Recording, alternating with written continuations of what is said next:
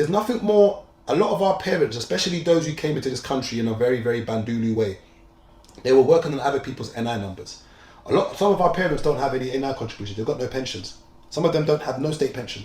So now they're at 66, 67. They're scrambling because if you don't own a home now, I hate this mantra of where people act like owning a home is the rite of passage to success. Like you've made it now, you've bought a home. No.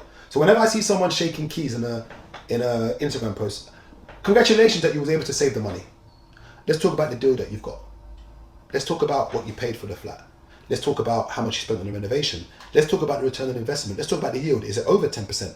Now, everyone talks about buying property like it's the most important thing in life. In my head, if everyone's doing something, it's probably not the most business efficient thing to do. And I'm not going to say that buying property is not a good thing. If you're doing HMOs, if you're buying land and building units, if you're buying a property which is derelict and you're increasing the value of the property, yes. But the average person is just buying the property, which is fine because one would argue and say it's better to pay off, your mortgage and pay off a landlord's mortgage. And of course that makes sense. But everything for me is the return on investment.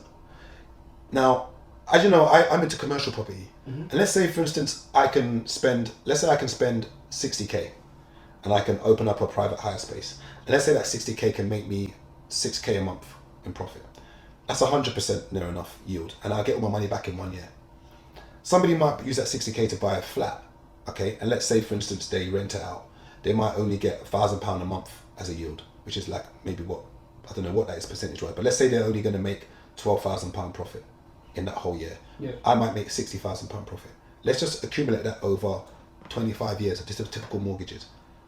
Let's say I was renting somewhere for that 25 years and never bought a property. My investment is better than theirs. Yeah. Like, see, buying property is the banks have fooled us into it. And don't get me wrong, it's important to be able to have your base and sleep, but buying a property is not like the best investment ever. It's very specific on what the investment is. And remember, the banks have found a way of hoodwinking us to letting us know that we've got to buy property. The people that win are the banks. You got to remember that when you actually look at a mortgage and look at what you're spending over the 25 years. If you took out a typical 200k mortgage, let me just figure out the maths on this now. And once again, it's because it's spread over such a long period of time. So let me get this mortgage calculator out, yeah? And a lot of people don't actually realise what's going on. And don't get me wrong, not all of us have the money to go and buy something cash. But when you actually break it down, so let's say someone's taking the average property in right now, they said is 288k in the UK. So let's do a 300 grand mortgage, yeah? Over 25 years. Now, we're going to do it as interest only because someone wants to keep their payments down. Let's say the interest rate is going to be, I think the average interest rate right now is 5.5, I think. So let's do it at 5.5, yeah? We're going to calculate that now. From a £300,000 mortgage over 25 years, you're paying back an interest of 412 grand. Your interest, according to this, is more than the actual property you're buying. Now, when you think about that, It's bad maths. but it's better off. You're better off paying your own mortgage instead of someone else's. That's if you don't know what to do with your money. Interest only. You don't get a property at the end of that. No, because then what happens now is after that you still got to pay the repayment. Yeah. But the reason why some people go for interest only is because it's cheaper. So now, if this was an interest only mortgage, yeah, this person will be paying back every month. I'll tell you now, monthly. Does it say here? In the monthly, assuming the interest rate stays the same at the 5.5, they'll pay back £1,375 a month from that. Now, if we made this now repayment, so it's gone from 1.3 is if it's interest only. If it's repayment now, this person will be paying back 1,800.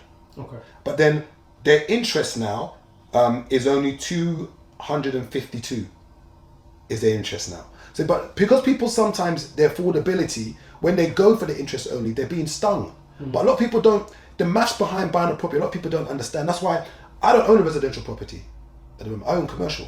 Because for me, the ROI on the commercial is a lot more than the residential. Don't get me wrong. Some people have figured out the residential. So I've got mates who, in Slough, who buy land and they build up.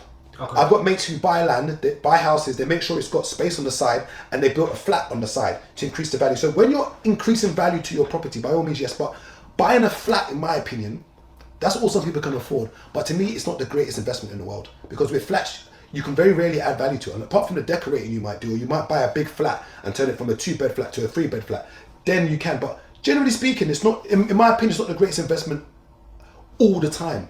As I said, I can go and, because I know how to do commercial property, I can go and get a private hire space, spend 60k and potentially make about 5-6k more profit. And if you calculate that over the span of time, let's just get the calculator out. And let's say we're looking at that one flat that person's bought as maybe making them £1,000 profit a month. Obviously there's capital gains, tax, this and that, but let's look at it in a simplistic way. Yeah.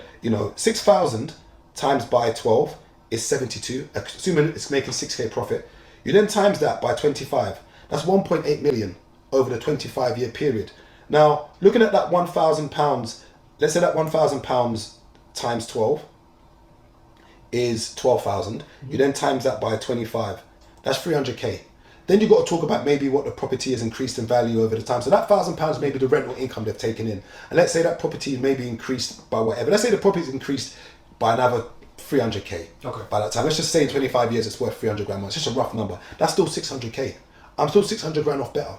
How much did it cost you to? Because you say you can go get a commercial property Yeah. and spend X amount and Yeah. then take out profit from it. So Yeah. how much did it cost you to acquire that skill, that ability to go find a property, build it, etc., etc.? How much do you think you spent on your own personal development? I think, remember, I started off doing events. Yeah. And the reason why I got into commercial property and getting my own space was that I said, if I can bring people to someone else's venue, why can't I bring them to my own?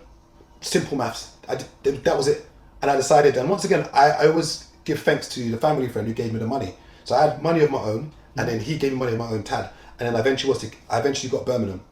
And I just figured it out. Because I'd done events, I knew that marketing, I knew how to get people into my space.